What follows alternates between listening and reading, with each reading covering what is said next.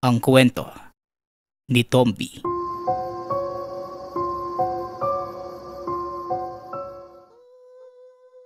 Ang kwentong ito ay hango sa totoong buhay. Mula ito sa isa nating tagapakinig. Naitago na lang natin sa pangalang Brando. Walang eksaktong taon. Pilar, Iloilo. Si Brando ay pulis sa Maynila. Maaga itong nabiyudo. Namatay ang asawa habang pinapanganak si Lema. Nauna at nag-iisang anak. Hindi naagapan ang impeksyon na kumalat sa loob ng katawan ng ina. Matapos makapanganak, lumaki ang bata na walang ibang kasama kundi ang tatay. Wala siyang kilala na ibang mga kamag-anak. Maliban sa lolo't lola na nagpapadala ng litrato sa pamamagitan ng telegrama. Anak, sa susunod na linggo, uuwi tayo ng probinsya. Kaarawan ni Lola Ebit mo eh. Gusto ko daw nilang makita. Sinabi ko ngang alanganin eh. Di ba may pasok pa kayo? Pwede ka ba munang lumiban anak? Kahit 3 araw lang. O gusto mo ako na lang ang magpaalam sa mga guro mo? Wika ni Tatay Brando. Ayos lang naman po, Tay. Wala pa naman kaming gawain sa susunod na linggo. Gagawa na lang po tayo ng sulat, tapos pirmahan nyo na lang po. Pero Tay, kinakabahan po ko. Ito pa lamang ang unang beses kong makakapunta doon. Maganda ho ba doon, Tay? Tsaka parang nagdadalawang isip akong sumama eh. May nararamdaman po akong kakaiba. Tugon ni Lema. Abay, bakit ka naman kakabahan anak? Mabait ang lolo't lola mo. Alam mo ba na kilalang manggagamot ang lolo mo doon? Pag nakilala mo yun, naku, mapapabilib ka doon. Mabait naman sila anak. Sa kanila ko namana yung magandang pag-uugali ko. Kaya huwag ka na masyadong mag-isip pa. Mapapasan ba't malalaman mo din? Muling wika ng ama. Mabait na bata si Lema at palaging nakikinig sa pangaral ng ama. Sa ilang araw na pag-aayos na mga dadalhin sa pagbiyahe, naging kampante ang tatay na magiging maayos na ang lahat. Halos araw-araw niyang pinapaalala sa anak ang mga dapat at hindi dapat gawin sa probinsya. Maliban sa pagiging pulis, marami itong bagay na natutunan sa mga magulang na hanggang ngayon ay hindi na nawala sa kanya. Araw ng linggo ang alis ng magama. Biyernes pa lamang ay naipasa na ni Lema ang liham sa paaralan.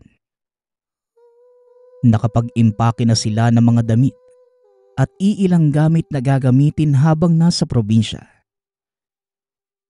Madaling araw pa lang nang pumunta sila sa paliparan. Manila to Rojas ang naging ruta nila. Wala pang 1 oras ay nakarating na sila sa syudad ng Rojas. Walang magsusundo sa kanila. Ngunit kabisado naman ni Brando ang lugar. Kaya naghantay na lamang sila ng masasakyan. Ilang sandali pa, nakasakay na sila ng bus. Medyo may kahabaan ang biyahe, kaya pinatulog na niya muna ang anak. Anak, isuot mo muna ito ah. Mahirap na't maraming nakasakay. Hindi natin kabisado mga tao dito. Tsaka umidlip ka muna. Malayo pa naman tayo eh. Huwag kang magtuturo ng kung ano-ano ah. Iba dito anak. Maganda pero... Naputol ang sasabihin ni Tatay Brando nang biglaang sumabat ang anak. Maraming kababalaghan. Sige na po, Tay. Iidlip na lang muna ako. Maaga tayong umalis kaya hindi po ako nakatulog na maayos. Tay, matanong ko lang po, saan po galing yung pulseras na nasa kamay ko? Parang lagi niyo po itong suot eh. Tanong ni Lema. Dadasalan yung pulseras na yan, anak. Galing din dito sa lugar. Sa Milagrosong Birhen. Dadalhin kita doon at bibili tayo ng para sa'yo. Sa ngayon, isuot mo muna yan. May dasal yan pang proteksyon. Tugon ni Tatay Brando. Hindi na nagsalita pa si Lema. Sumandal ito sa balikat ng ama para makaidlip. Halos 2 oras pa ang nilakbay ng dalawa bago maabot ang arko. Dali-dali nang pumara si Tatay Brando. Ginising niya si Lema para makababa na sila. Ilang sandali lang ay sakay na ang mag-ama ng habal papasok ng sitio. Nakangiti naman silang sinalubong ng lolo't lola. Niyakap sila ng mga ito at sa sobrang pagkasabik, naiyak pa si Lola Ebit. Pero suga po. Aba, kalaking bata na ni Lema. Manang-mana sa'yo, Brando. Napakagandang bata. Pedring, huwag mo munang hawakan ang apo mo. Nang hindi nakababayang dungan mo. Mahirap na. Malakas ka pa namang makabate. Wika ni Lola Ebit. Oo, huwag kang mag-alala. Apo ko ito kaya alam ko. Brando, napaalalahanan mo na ba si Lema sa kailangang gawin sa lugar? Sobrang delikado ngayon dito. Tanong ni Lolo Pedring.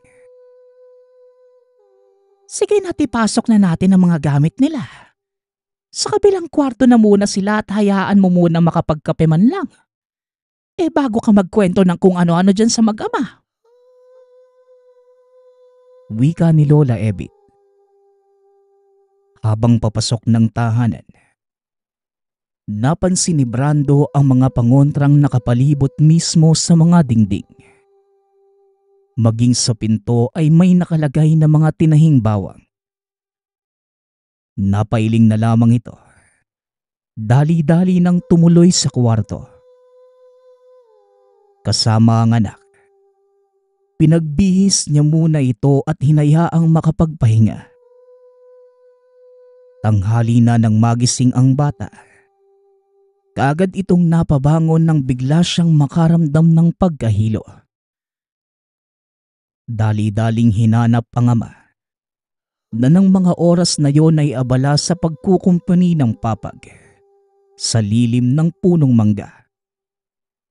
Ginawa niya ito upang may mapagtambayan kapag medyo maalinsangan sa loob ng tahanan. Nilapitan ni Lema si Tatay Brando habang nakahawak sa noo at sinabing, pakiramdam niya ay tila binibiyak ang kanyang ulo. Tay, may gamot po ba tayong dala? Ang sakit po ng ulo ko. Baka sa biyahe lang po kanina, kaya nahihilo po ko.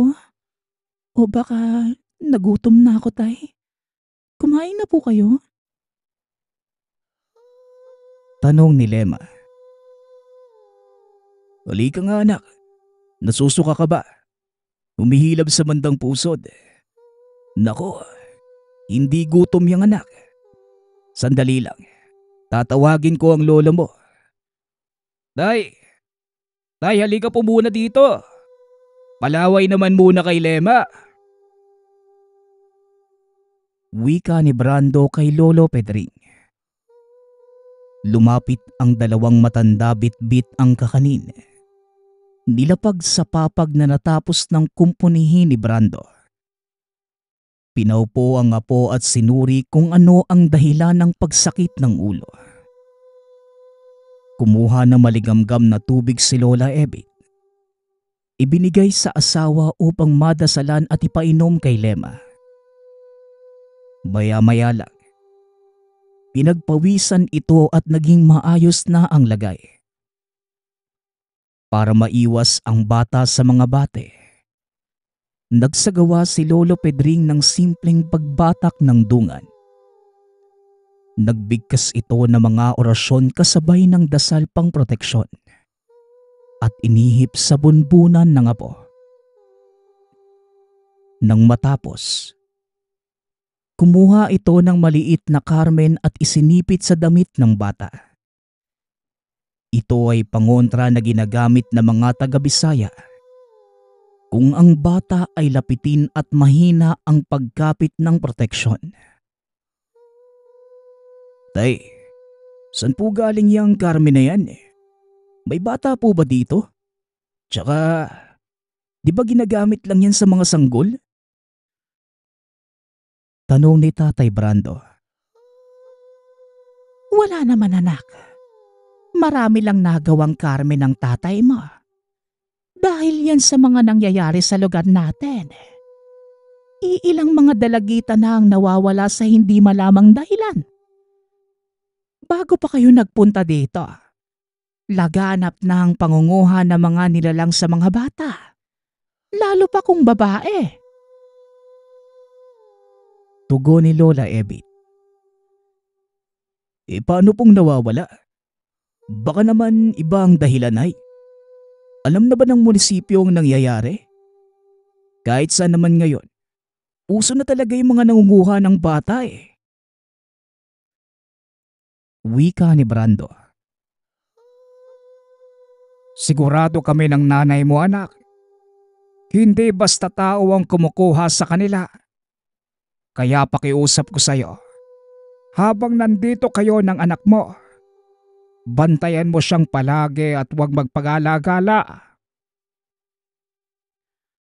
Pagpapaalala ni Lolo Pedring. Napatango na lang si Tatay Brando bilang pagsang-ayon.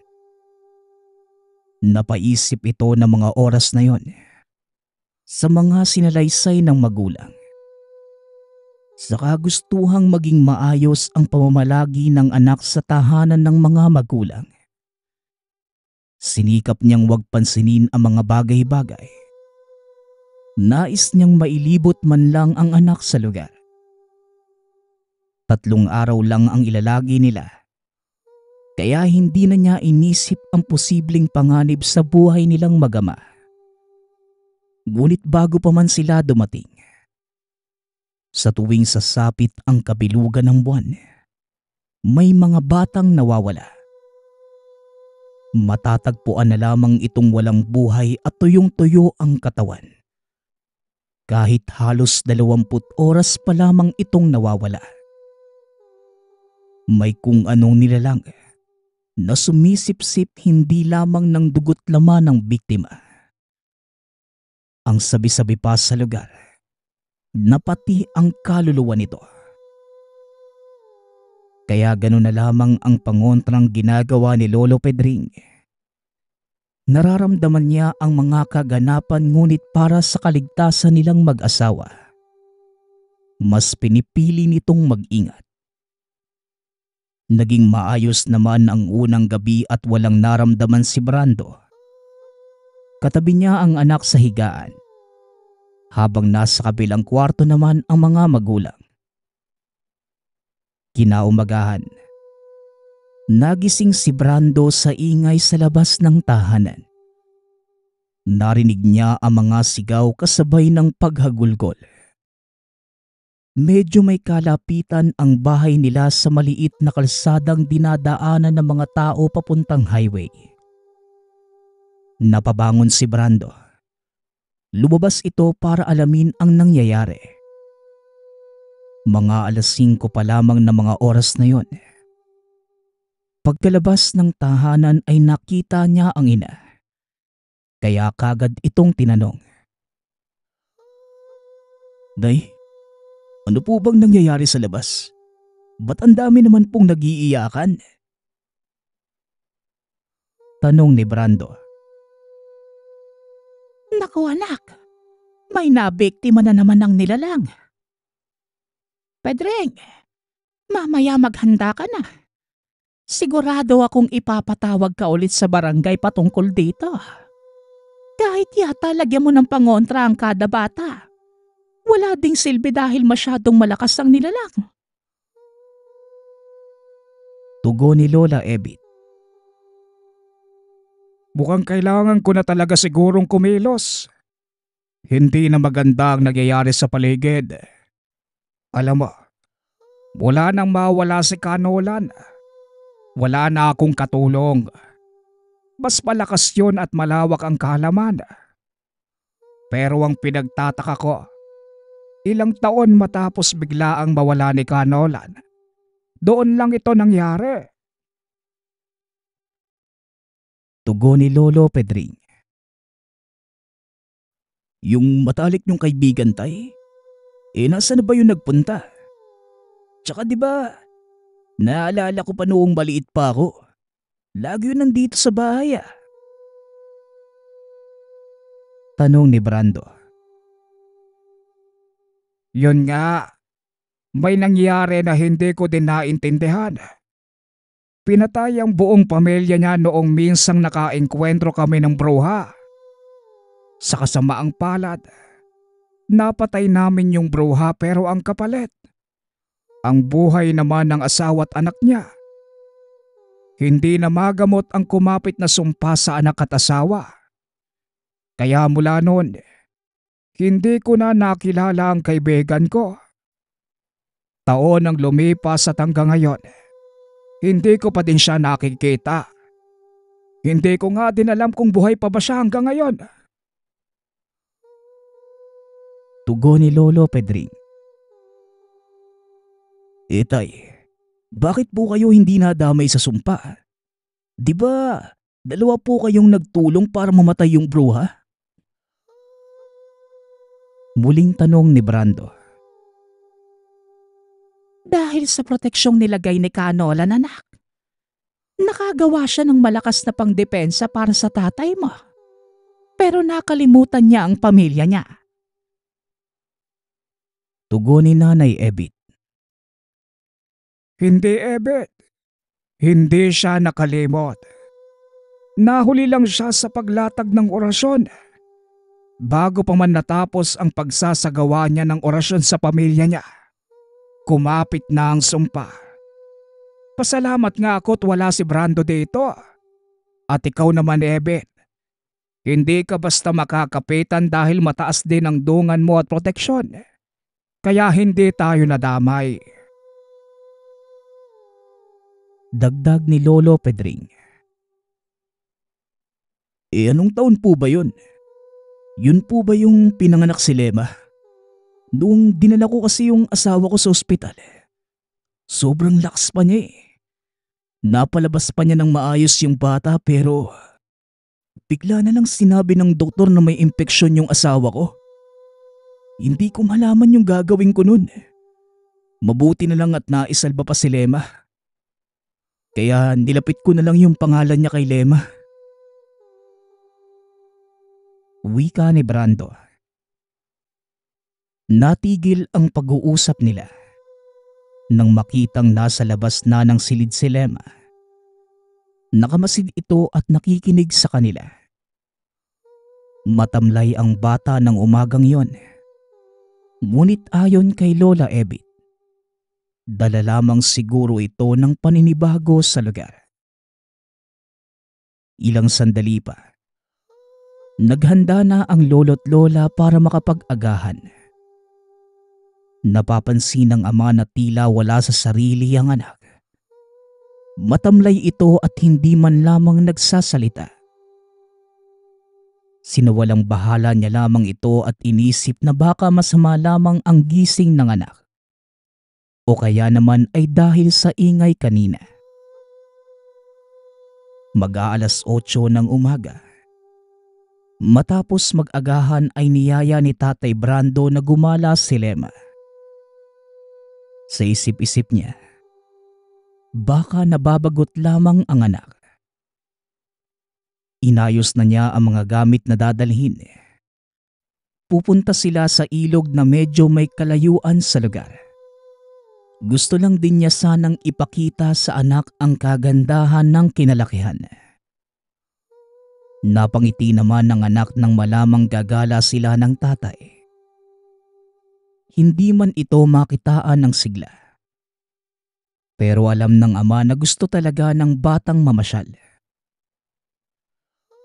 Anak, pakiusap lang. Ingatan mo si Lema. Kahit malakas ang proteksyon niya, hindi tayo nakakasigurado kung anong puwersa o nilalang ang nambibiktima. Mapapasan ba't matatapos din ito? Paalala ni Lolo Pedring. Huwag po kayong mag-alala, tay. Ako po muna ang bahala sa anak ko. Tsaka mamimingwit lang naman kami at uuwi din kaagad. Kaya wag na po kayo masyadong mag-alala. Maganda na lang kayo ni nanay. Mamayang gabi, kakain tayo sa labas. Tugon ni Tatay Brando. Napatango na lamang si Lolo Pedring. Naalalang kaya ito umuwi. Dahil kaarawan niya kinabukasan. Minabuti na lamang ni Lolo Pedring na pumasok at ipanatag ang sarili. Sa kabilang banda, masayang namingwit ang mag-ama sa ilog. Lalo na si Lema. Sobra itong nasiyahan nang makita ang mga isda na nabibingwit ng ama. Halos magtatanghali ang tapat na nang magpasya silang umuwi. Habang bitbit ang mga gamit, may nakita sila ng kung anong nakaharang sa daan. Sa unang tingin, malaking bato lamang ang nakaharang. Ngunit habang papalapit ng papalapit, nagmistula itong bangkay ng hindi kilalang tao. Napasigaw na lamang si Lema sa nakita. Halos buto na lamang ito na nakabalot sa makapal na baging. Pinakalma ni Tatay Brando ang anak. Nag-iisip ito ng alternatibong daanan. Hindi man gaanong masukal ang daan. Makipot lamang ito dahil sa mga naglalakihang baging na nanggagaling sa puno ng balete. Kahit malaki ang puno, hindi ito kaagad mapapansin dahil sa nakapalibot na baging. Walang katao-tao sa lugar. Wala nang naisip na paraan ng ama kundi buhati ng anak at hakbangan ang mga nakaharang na bangkay. Iniwan na nito ang lahat ng gamit sa kagustuhang makalagpas sa lugar. Kahit hapong-hapo ay hindi man lamang ito lumingon sa likuran. Basta ang iniisip lang niya na mga panahong yon, makauwi sila ng ligtas ni Lema. Makalipas ang ilang minutong pagtakbo, naabutan nila ang bahay at halos mahimatay pa ito habang inaayos ang bata. Diyos ko anak, ano bang nangyari sa inyo? Si Lema, ipasok mo na ang bata at kumalma ka muna. Ebet, dalian mo. Kumuha ka ng panghamplas para sa apo mo. Diyos ko naman, bakit wala na itong malay? Brando, ano ba talagang nangyari? Tanong ni Lolo Pedring. Pagkakita kay Brando na bitbit ang walang malay na anak. Tay, may bangkay doon sa daanan kanina. Tumawag na po kayo ng pulis. Doon po sa puno ng balete. Sobrang laki na hindi masyadong mapapansin kapag dinaanan. Tugon ni Tatay Brando. May sabulag ang lugar na yon anak. Matagal na akong hindi nakakadaan doon dahil matanda na ako. Pero merong mali. Sige na at ayusin na muna natin ang bata bago tayo tumawag ng pulis. Ikaw naman Brando, magpahinga ka muna.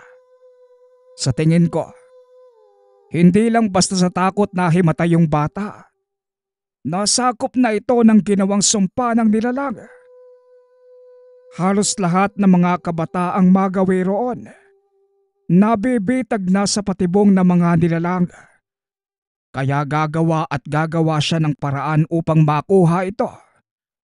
Ang pinagtataka ko lang, sino at bakit mga kabataan? Hanggat maaari sana gusto ko na ng normal na buhay. Pero wapo ko na itong kinukuha niya. Humanda siya sa akin at ibabalik ko siya sa impyernong pinanggalingan niya. Wika ni Lolo Pedring. Nagsagawa na ito ng ritual. Binahiga ni Lolo Pedring ang bata sa sahig. Kinuha ang mga gamit sa baul na matagal na niyang tinatago. Isinarado niya ang lahat ng bintana ng bahay. At tanging pinto lamang ang nakabukas. Tututol pa sana ang asawa ngunit wala na silang oras. Mamamatay ang bata kagaya ng mga nauna kung hindi sila kikilos. Sa sobrang taas ng tensyon, hindi na inisip ni Brando ang sarili at kagad lang ginawa ang mga inuutos ng ama. Kumuha ito ng manok na iaalay at binitin ng patiwarik sa harap ng pinto. Habang nakahiga si Lema sa sahig, pinalibutan ito ng matanda na mga kandilang gagamitin sa ritual. Binilinan si Tatay Brando na kahit anong mangyari, huwag matutulog at bantayan ng mabuti ang manok na nakabitin.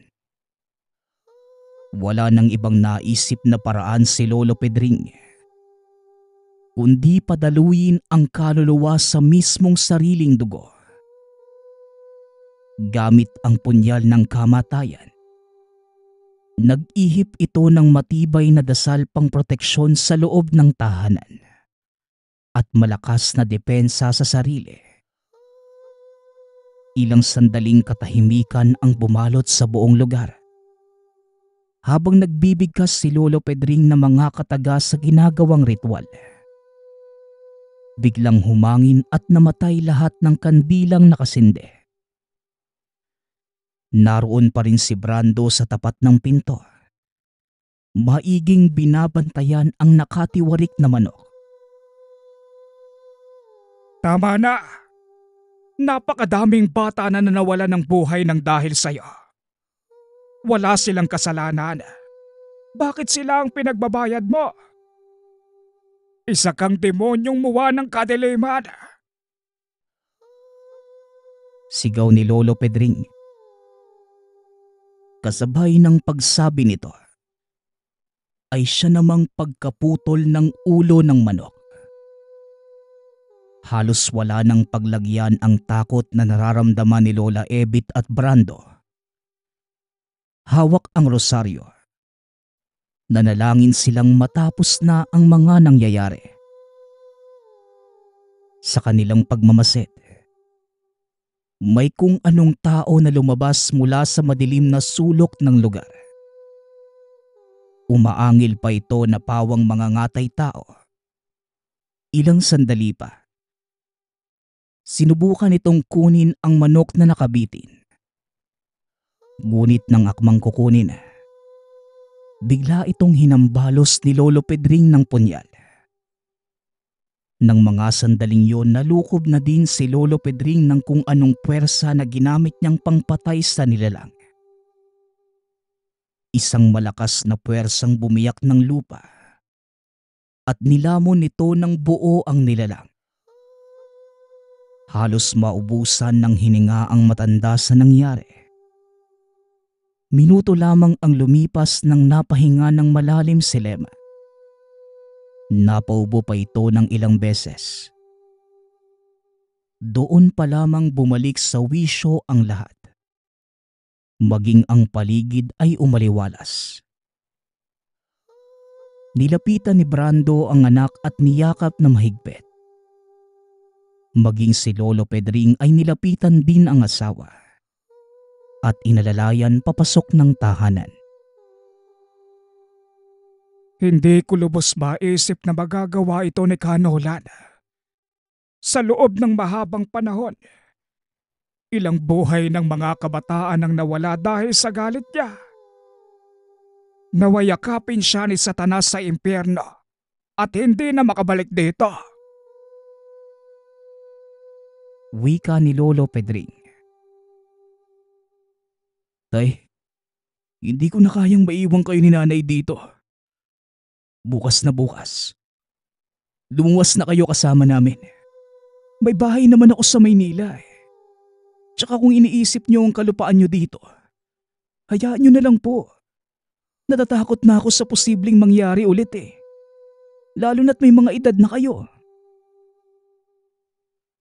Mungkahi ni Tatay Brando.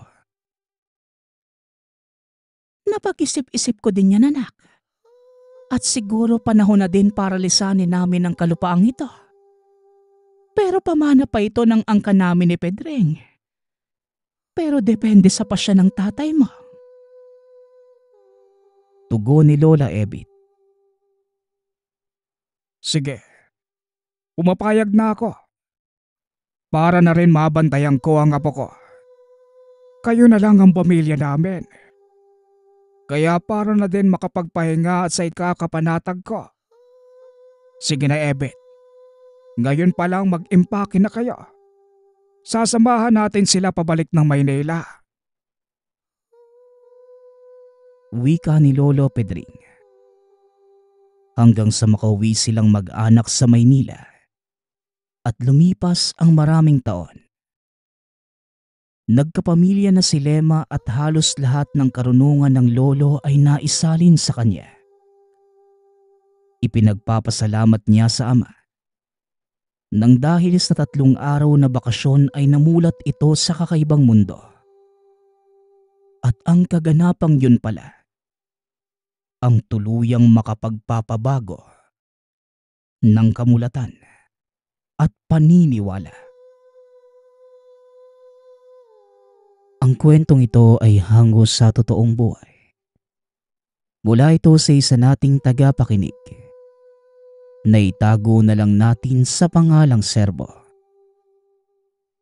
Taong 1983. Probinsya ng Samar. Araw ng Miyerkules. Nang makarating ang pamilya ni Serbo sa probinsya ng Samar. Ito ang unang araw ng bagong simula matapos lisanin ang bayan ng Capiz. Naging mahina ang hanap buhay sa dating lugar. Kaya naman nagpasya ang ama na si Mang Rico na subukang lumipat. Tanging ang kakilala lamang sa lugar. Ang kababata ng ama na nag-alok na dito magtrabaho. Ang mag-anak ay nanunuluyan sa bakanting tahanan na pagmamay-ari rin ng kababata.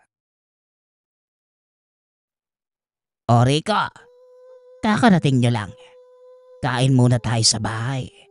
Naganda ako na makakain. O ito na nga ba ang panganay mong si Serbo? Aba, ang bilis nga naman ng panahon. Binatang binata ka na. Wika ng kababata. Kasama niya ang buong mag-anak. Si Mang Rico, ang asawa nito, si Serbo at ang bunsong kapatid. Pumunta sa tahanan ng matanda. Pagkarating sa lugar, kaagad na bumungad sa kanila ang malaking tahanan ng kababata ng ama. Nasa harapan lang ng bahay ang pagmamayari nitong panaderya na merong iba't ibang klase ng tinapay. Nasa kaliwang parte naman ang pasukan ng tahanan.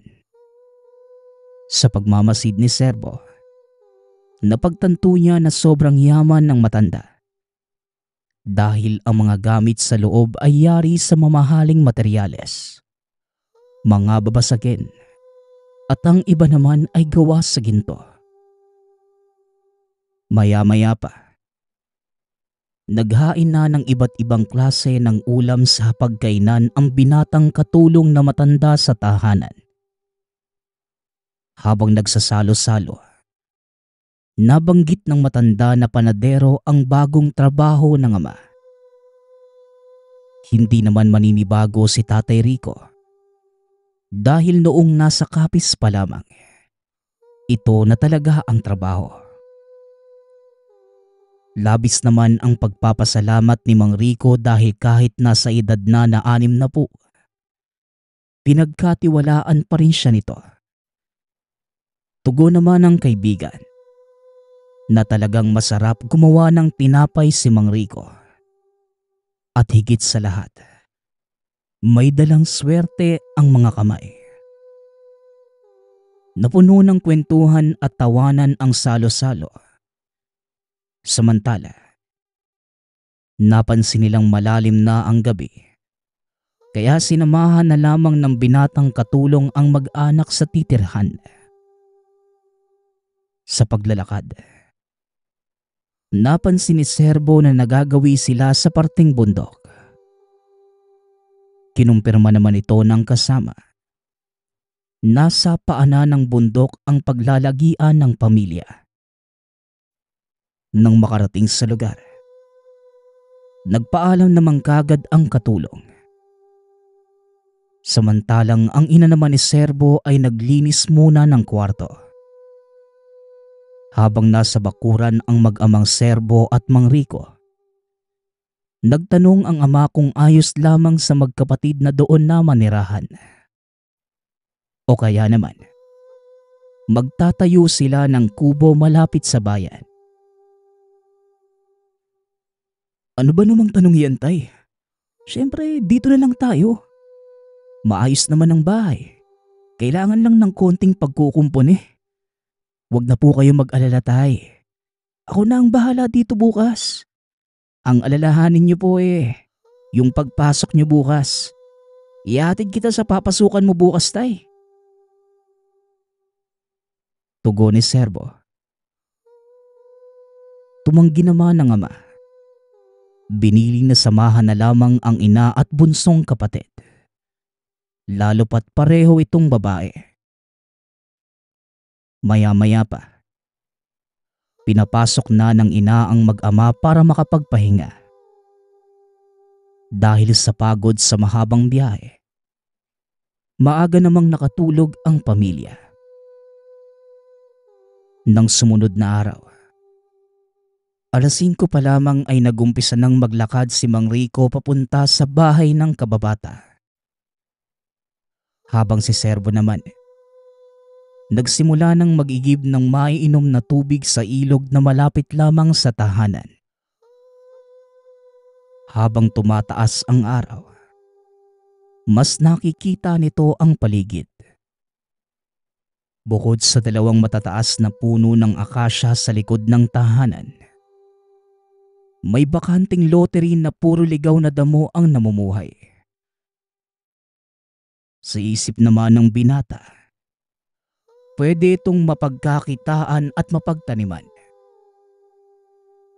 Nang matapos sa pag-iigib, minabuti ni Serbo na maglakad-lakad muna sa likod ng tahanan para naman maging pamilyar sa lugar. Habang binabagtas ang makitid na daanan, puro talahib ang paligid. Napakaliit ng espasyo na tila ginabas para madaanan. Hanggang sa nakakita ito ng isang lalaking natutulog sa kubo. Dahan-dahan namang lumapit ang binata at nagkagulatan sila nang magising ang lalaki. Bata naman natutulog yung tao eh.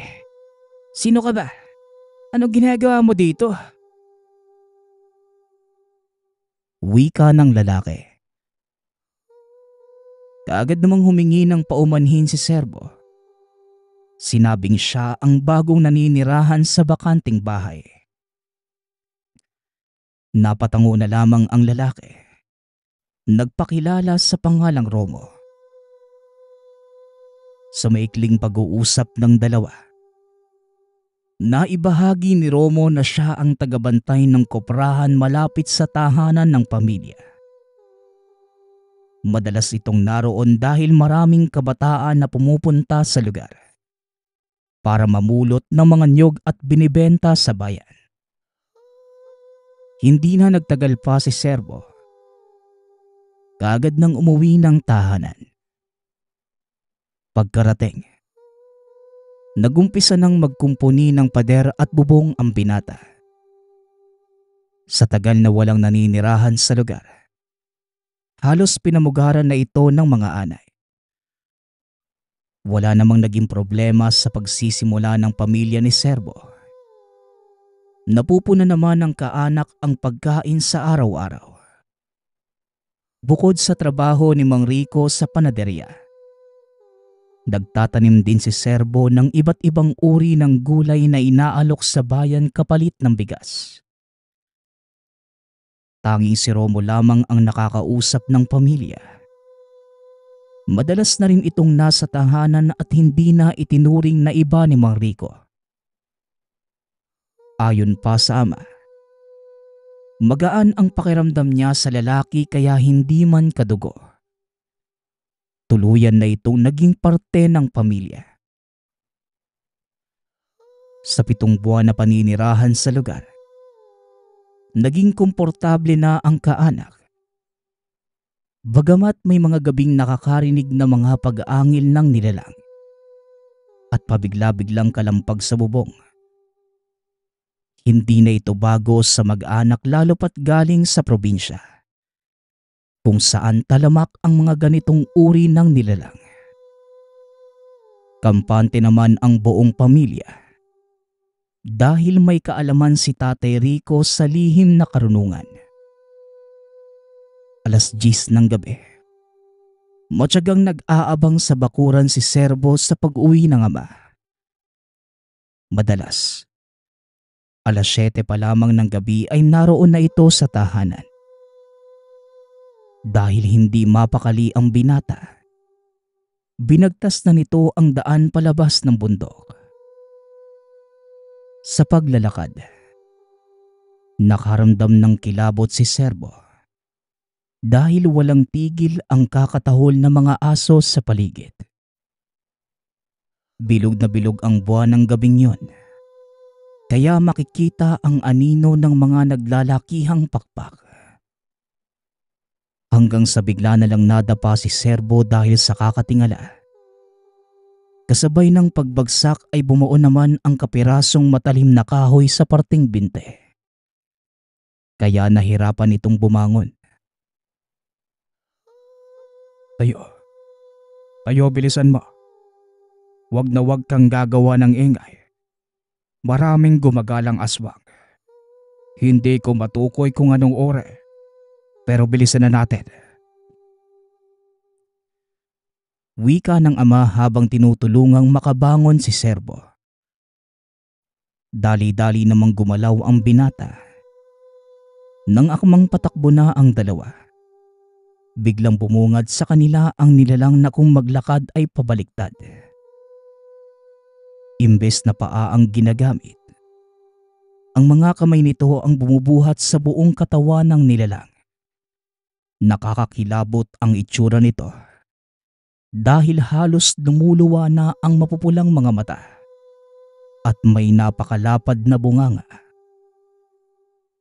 Dahil sa takot, hindi na malaman ni Serbo ang gagawin. Nanatili lamang itong nakakapit na mahigpit sa ama. Dagdag pa sa kilabot ng binata ang paulit-ulit na pagtatangkang paglapit sa kanya ng nilalang. Titig na titig ito sa dugong dumadaloy sa binte. Dahil maalam ang ama sa ganitong bagay, nagumpisa na itong magpakawala ng usal. Dahilan kaya nabingi ang nilalang. Ngunit hindi ito sapat para mapalayas. Napilitan si Tatay Rico na ilabas ang pinakatago-tagong punyal.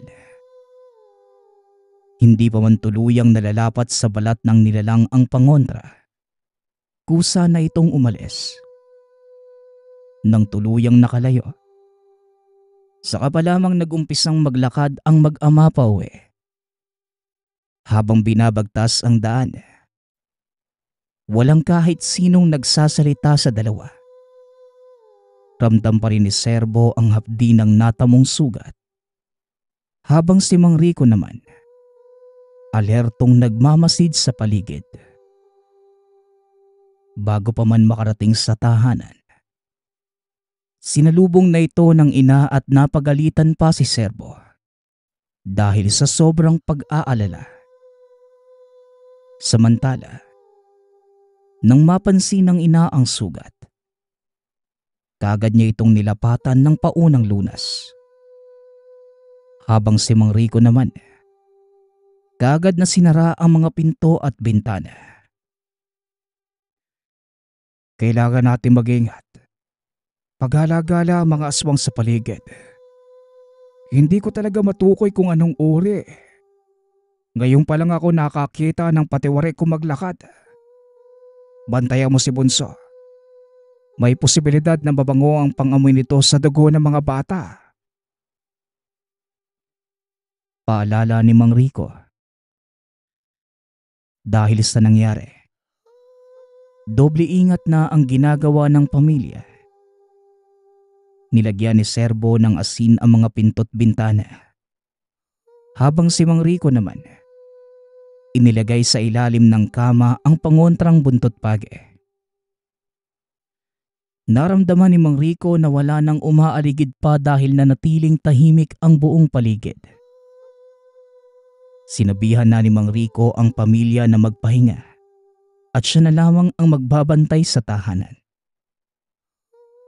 Maya-maya pa, nang akmang papatulog na ang pamilya, biglang may kumatok sa pinto na nakapagpakabog ng dibdib ni Serbo. Mang Rico! Mang Rico! Tulungan niyo po ako. Hindi ko na po kaya. Pakiusap. Tulungan niyo po ako mabuhay. Wika ng lalaki sa labas ng tahanan. Kaagad namang nabosesa ng matanda kung sino ang nasa labas. Kaya dali-dali nitong binuksan ang pinto. Tumambad ang dugoang si Romo. Malalim ang sugat ng binata sa parehong braso. May bakas ng kalmot mula sa dibdib hanggang tiyan. Kaagad naman itong inalalayan ni Mang Rico at Serbo papasok ng tahanan. Dali-dali namang kumuha ng malinis na tubig ang asawa. Kaagad na hinugasan ang mga sugat ni Romo. Matapos punasan, pinataka ni Mang Rico ng langis ang mga sugat kontra laway ng aswang. Dahil sa hapdi at panghihina ng katawan, tuluyang nawala ng malay si Romo. Huwag kayong mag-alala. Buhay pa ang binatang yan. Kailangan niya lang makapagpahinga dahil kakailanganin niya ng lakas para bukas. Wika ni Mang Rico. Pinahiga na lamang nila ng maayos si Romo. Nagpahinga na rin ang ina ni Serbo. Samantala, ang mag-ama naman ay walang maayos na tulog dahil sa pagbabantay sa tahanan. Nang sumunod na araw, pagkagising pa lamang ni Romo ay pumunta na ito sa manggagamot sa lugar. Ngunit pagkarating doon, hindi naman ito nagamot dahil hindi mabasa ng manggagamot ang pinagmula ng sugat. Tanging mga orasyon at pangontra sa masasamang elemento ang naiuwi ni Romo. Dahil sa sitwasyon, hindi maiwasan ni Serbo na mag-alala dahil walang naibigay na kahit anong lunas sa sugat ng kaibigan. Hindi rin sapat ang langis na pinahid ni Mang Rico dahil pansamantala lamang ang bisa nito. Wala namang nagawa ang mag-ama kundi pagpahingahin na lamang si Romo sa tahanan. Nang araw ding yon, nagboluntaryo si Serbo na maghanap ng iba pang manggagamot. Pinayagan naman siya ng ama. Buong maghapong nagpaikot-ikot si Serbo sa baryo. hanggang sa may nakapagsabi sa kanya na subukang puntahan ang matandang manggagamot na naninirahan sa kabilang baryo. Ayon sa mga nakakakilala, bantog ang matanda sa pagiging bihasa sa panggagamot ng mga sumpa galing sa iba't ibang nilalang. Hindi na nagdalawang isip pa ang binata at kagad itong pinuntahan. Sa tulong ng ibang tao, narating at nakausap ng binata ang naturang manggagamot. Napagkasunduan ng dalawa na dalhin kinaumagahan sa tahanan ng manggagamot si Romo. Malapit nang magdilim ng mga oras na yon, kaya hindi na ito maihahabol. Isa sa mga binili na manggagamot, panatilihin lamang sa loob ng tahanan si Romo pagsapit ng dilim. Matapos yon, umuwi naman kagad si Serbo para ibalita sa ama ang magandang balita. 7:00 ng gabi, nang tuluyang makauwi ang binata sa tahanan. Naabutan naman ni Serbo si Romo na inaasikaso ni Mang Rico. Nang makalapit sa kaibigan, ganun na lamang ang pagkagulat nang makita ang napakalapad na butlig. Hindi niya mawari kung ano ang tawag dahil ito pa lamang ang unang beses na makakita ng ganitong uri. Samantalang si Romo naman, balisa at hindi na makausap na maayos. Nag-aalala at nababahala man. Ngunit mahigpit na pinagbili ni Mang Rico na panatilihin na lamang na sarado ang lahat ng butas sa tahanan. Dali-dali naman itong sinunod ng binata. Kaya pati ang munting butas na gawa ng mga daga, isa-isa ding tinakpan. Sa ganung paraan, mababawasan ang alingasaw ng amoy ng mga sugat palabas ng tahanan. Ayon sa ama, napakalakas ng pang-amoy ng mga nilalang. Kaya kahit nasa malayo ay kaya nitong matunton ang biktima. Lumipas ang ilan pang oras. Naging maayos naman ang lahat. Hanggang sa sumapit ang hating gabi. Papatulog na sana ang mag-anak ngunit biglang may kumalampag sa bubunga na tila napakabigat. Dahil sa narinig, naging alerto ang lahat. Inilabas na ni Mang Rico ang punyal.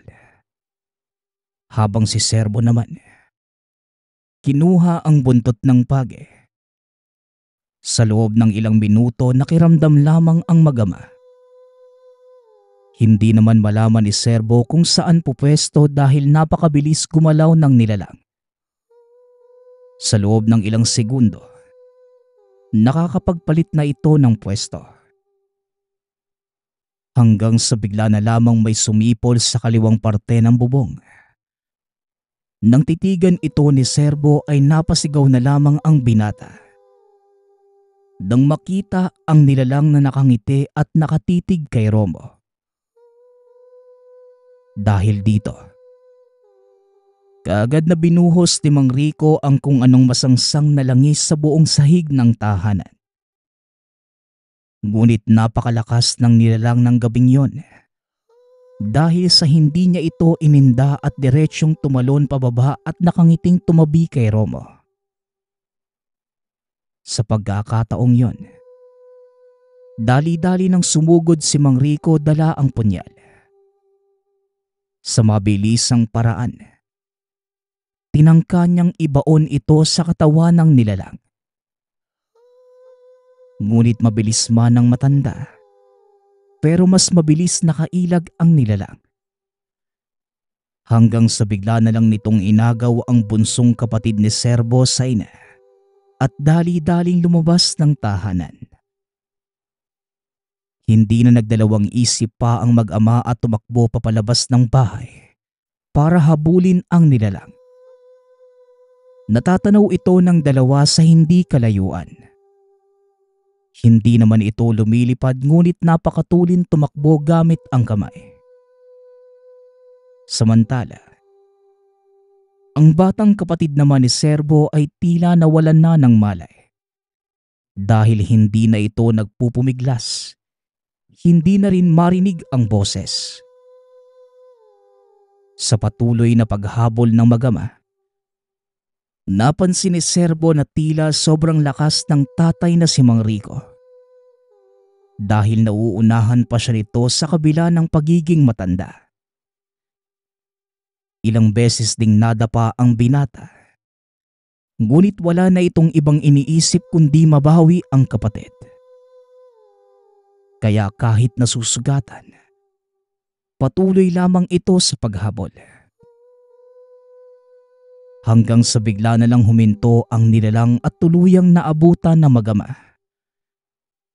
Tumayo lamang ito sa pagitan ng dalawang puno ng akasya habang tumatawa at nakapulupot ang paa sa katawan ng bata. Kahit anong pilit na mag-ama na sumugod, hindi nila ito magawa dahil tila may hindi makitang enerhiya na pumipigil sa kanila. Walang ano-ano eh. Ginamit ng nilalang ang kaliwang kamay. Ibinaon ang mahabang kuko sa dibdib ng bata. Matapos yon, iniwan nito ang katawan at tumakbo papalayo. Sa puntong ito, saka lamang nakalapit ang magama. Ganun na lamang ang panghihinang naramdaman nang makita na hindi na humihinga ang bata at wala ng pulso. Kagad na tumayo at hinabol ni Mang Rico ang nilalang. Samantalang si Serbo naman, dinala na pabalik ng tahanan ang kapatid.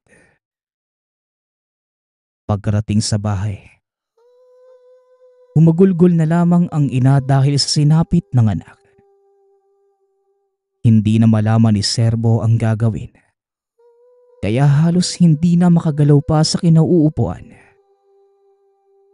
Hinayaan na lamang nito ang ina na yakapin ang kapatid. Dahil alam niyang huli na. Dahil wala ng buhay ang bata. Habang si Romo naman, nasa sulok, wala sa sarili at mas lumalala ang sitwasyon. Dahil lumulobo na ang buong katawan. Wala nang nagawa ang binata kundi pumikit na lamang. Ilang oras pa ang lumipas. Magbubukang liwayway na makabalik si Mang Rico. Hindi na ito dumiretso ng tahanan at naupo na lamang sa isang sulok habang nakatitig sa kawalan. Maya-maya pa, nang makapagpahinga ay nagpasya na silang ayusin ang libing ng bunsong kapatid. Kinakailangan na itong mailibing sa lalong madaling panahon dahil maaari pang bumalik ang nilalang kapag naamoy ang labi. Kaya naman bago matapos ang araw, nailibing na ang labi ng bata. Masakit mang tanggapin, ngunit sumunod na lamang sila sa payo ni Mang Rico. Makalipas ang ilang araw at linggo, matyagang naghanap ang mag-ama sa nilalang para kahit papano ay maipaghiganti ang nangyari sa kapatid. Samantala, dahil sa tuluyang paglala ng kalagayan ni Romo, hindi kalaunay binawian na din ito ng buhay. Ang pamilya na ni Serbo ang nag-asikaso ng libing ng binata dahil wala namang pamilya sa lugar ang kaibigan. Halos hindi makabangon ang pamilya sa mga nangyari. Ngunit sa paglipas pa ng ilang araw, buwan at taon, dito pa lamang nakayanan ng pamilya na tanggapin ang lahat ng naganap. Ilang taon na ang nakalilipas magmula nang mangyari ang pagkawala ng kaibigan at kapatid. Wala na rin ang mga magulang ni Serbo dahil namatay na sa katandaan. Hindi na ito nagpa siyang mag-asawa, kaya naging abala na lamang sa negosyo. Tuwing nakakakita ng batang babae, hindi nito maiwasang maalala ng minsan sa pitin ng kapatid, ang kamatayan sa kuko ng aswang. Nagpapasalamat nga po pala ako sa nagpadala ng ating kwento. Nawa ay nagustuhan niyo ang inyong napakinggan. Ang opinyon ko lamang sa kwentong ito, kung hindi kaya nila tinulungan si Romo, ganun din kaya ang mangyayari? Mamamatay din kaya ang kapatid niya? Pero para sa akin, ipinakita lang ng pamilya ang tunay na pagtulong, na walang kahit anong hinihintay na kapalit. Kaso nga lang, hindi nila kagad nalaman ang kabayaran sa ginawa nilang pagtulong. Muli, nagpapasalamat ako sa sumusuporta sa ating channel. Nawa ay patuloy niyong suportahan at pakinggan ang ating mga kwento. Hanggang sa muling pakikinig. Paalam.